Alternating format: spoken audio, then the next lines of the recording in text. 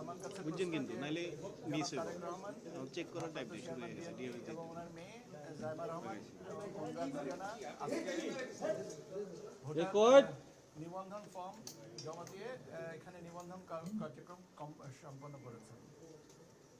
Voter তালিকা আইন 2009-এর 15 ধারা অনুযায়ী কমিশনের এখতিয়ার আছে যে কোনো প্রাপ্তবয়স্ক বা ভোটার হওয়ার সক্ষম ব্যক্তিকে ভোটার করতে পারেন এবং সেই বিবেচনায় ওনারা ঢাকা 19 এই ওয়ার্ডের ভোটার তালিকায় নিবন্ধন হয়েছেন। ঢাকা ওয়ার্ড হচ্ছে 19, আসনেরটা 17 হতে পারে। এটা আমাদের কাছে এখন 19 আর কি, যে মুহূর্তে যেতটুকু। এটা আজকে নিবন্ধন প্রক্রিয়া যেটা আছে সেটা আমাদের বলা হয় যে ফর্ম 2। ওই ফর্ম ফিল আপ করে ওনাদের ছবি তুলেছেন, বায়োমেট্রিক্স দিয়েছেন এবং দিয়ে ওনারা আবেদন করেছেন যে ওনাদেরকে যেন ভোটার তালিকায় অন্তর্ভুক্ত করা হয়। এখন আগামীকাল কমিশনে এটা পেশ করা হবে। কমিশনের সিদ্ধান্তের পরে ওনাদেরকে ভোটার তালিকায় অন্তর্ভুক্তি নিবন্ধন কমপ্লিট করে গেছেন।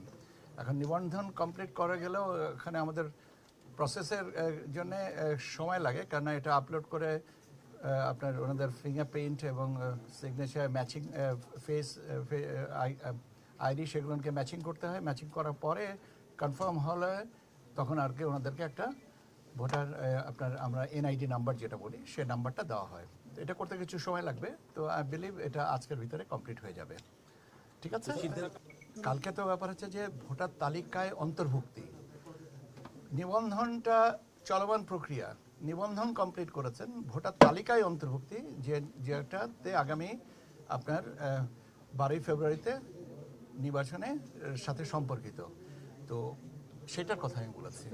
কমিশনের এখন এটা ফুল কমিশনের অনুমতি লাগবে। কমিশন তো আছেন সবাই এখানে। কমিশনের কালকে কমিশন আপনারা জানেন কমিশনের সিদ্ধান্ত, কমিশনের অনুমতি দুভাবে পাওয়া যায়। একটা হচ্ছে আনুষ্ঠানিক সভা করে, আর একটা হচ্ছে নথির মাধ্যমে।